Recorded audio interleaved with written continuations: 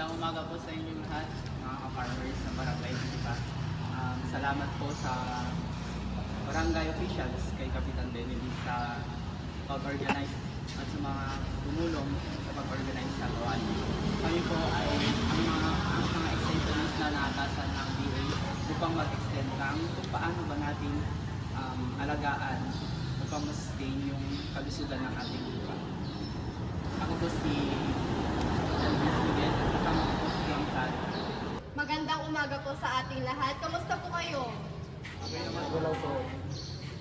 Maraming salamat po sa pagdalo nyo ngayong araw upang makinig at matuto ng mga dapat gawin sa ating lupa bago at pagkatapos ng pag-ani ng ating mga produkto. Bago po kami magbigay ng mga impormasyon ngayong araw, upang mapanatili natin ang kalidad ng ating lupa, kami po ay may mga itatanong po muna sa inyo kung ano ang mga ginagawa nyo para sa inyong mga saka. Ang una pong tanong namin, ano po yung mga ginagawa ninyo para maprotektahan ang lupa laban sa pagbuwan nito o pagbaba ng kalidad ng lupa? Tataniman ko ng pahalang ko kasunod sa global invest na pataas at pababa. Nagpatanim din ako sa gilid ng ating palayan para maigpit ang kapit ng lupa. Tapos hindi ko rin iniiwan ng ating palayan na walang tanim. Sa soil analysis or testing po, nasubukan nyo na po bang ipasuri sa DA ang inyong lupa? Kasi hindi ko namin alam yung proseso at gagawin. Malalaman po mamaya kung paano ang gagawin sa soil testing at anong mga benepisyo nito para sa ating lupa. Ano naman po yung mga organikong pataba na ina-apply nyo sa inyong lupain para mapaganda yung kanyang kalidad? Gumagamit ako ng kain ng manok, baka. Minsan nagpupanik din ako ng mga tuyong dahon upang imbak at gawing compost. Then minsan pag nakikita kong kailangan ng lupa ng chemical na pataba, ginagamitan ko ito ng sakto lang. Ano naman po yung mga senyales na nakikita niyo sa inyong pananim kung kulang ito sa atin? Minsan nakikita ko yung sa dahon niya, minsan nag-yelo or natugal, minsan yung kulang yung nakukuha ng nutrients. Minsan naman napapansin ko, madalas hindi marami yung buwan na ibig sabihin. Kunti rin nakukuha ng nutrients sa loob. Ano naman po yung mga karaniwang ginagawa niyo sa pagkatapos ng pagkain sa inyo?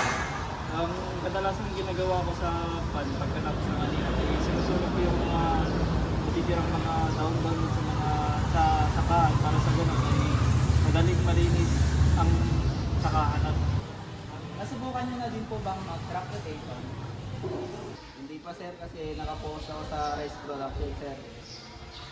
Salamat po sa mga binigay niyong mga experience kung paano nyo i-manage ang mga sakahan. Dahil nalaman na po namin kayo, kami naman po ni Ma'am Shari magbibigay ngayon sa inyo kung paano nga ba alagayin ang ating lupa o sinasaka.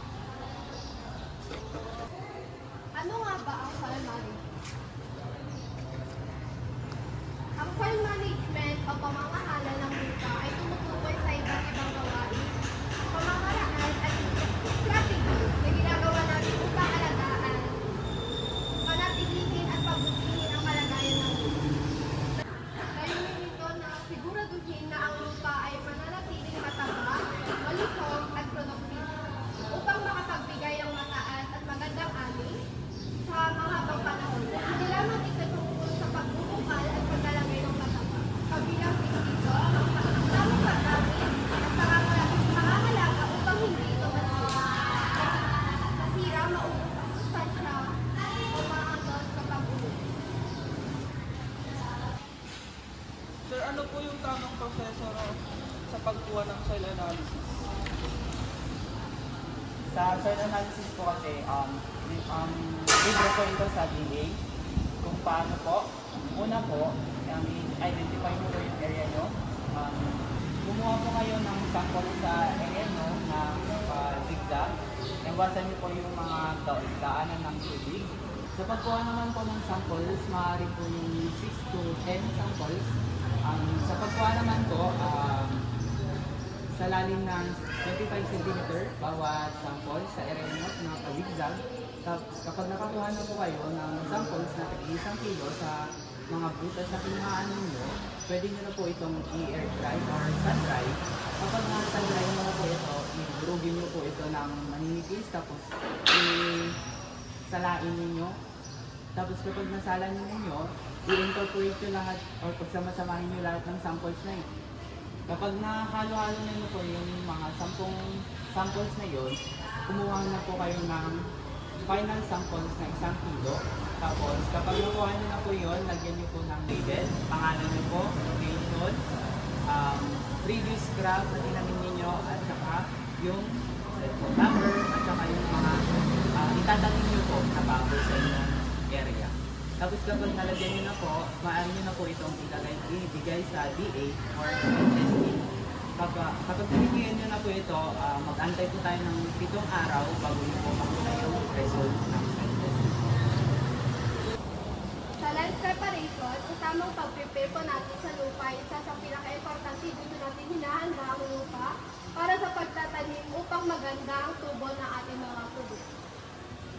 Gaano kadalas bungkalin ang lupa kapag nagtatanim? Gaano nga ba natin kadalas bungkalin ang lupa? Una, huwag sobra-sobra ang pagbungkal sapat na ang 1 hanggang 2 beses na pagbungkal.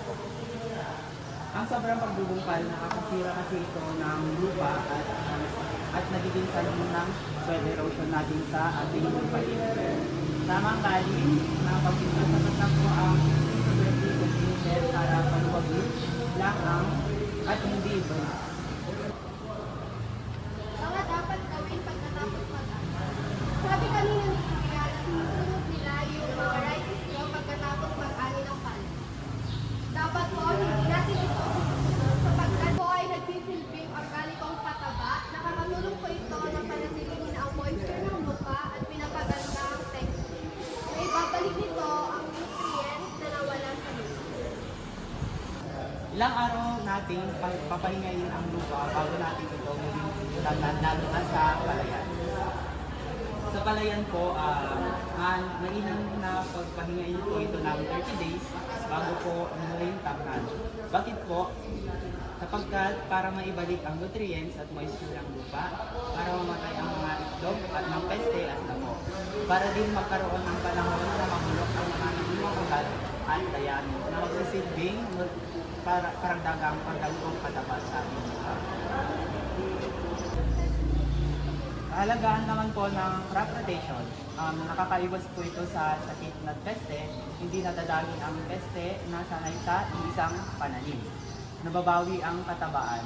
Ang ibang halaman tulad ng munggo, sitaw na mayaman sa nitrogen ang nagdadagdag dito ng panibagong nutrisyon para sa ating lupa. Iwas sa pagod ng lupa. Hindi laging kinukuha ang isang klase ng sustansya. Ang rotation po ay nakakadagdag ng kita. May iba pang aanigin tungkol sa pangunahing pananim. Ano ang kahalagahan naman ng pag-apply ng organikong pataba sa ating lupa? Una, nagbibigay ng pagkain sa lupa. Pinaparami ang mga bulate at mabubuting mikrobyo. Pangalawa, nakakatipid dahil nababawasan ang paggamit natin ng mga kemikal sa ating mga pananim. Muli, sana may natutuhan kayong mga bagong idea upang mapanatili nating aktibo at maganda ang ating lupa. Maaari po ba kami magtanong kung meron po kayong natutuhan? Ano po? Meron po yung hindi dapat pagsunog sa rice straw na dapat iwasan yung pagsunog na gano'n kasi mas nakakatulong pala na maging protektibo yung lupa. Ano pa po ang inyong mga natutuhan? Tutunan ko po kung paano ang tamang proseso sa pagkuha ng soil analysis. Meron pa po ba kayong natutuhan? Meron pa po, yung natutunan ko sa inyo, yung tamang epektibo ng crop rotation. Pagkatapos ng pagtanim ko ng palay, pagtatanim ako ng munggo, malagdagan ng sustansya ang lupa. Then dagdag din ang income mo. Maraming salamat po sa inyong lahat. Bago po kami magtapos, pakatandaan ninyo po ang itong isang kataga. Ang malusog na lupa, malaki ang ani at kita. Salamat po sa inyong lahat.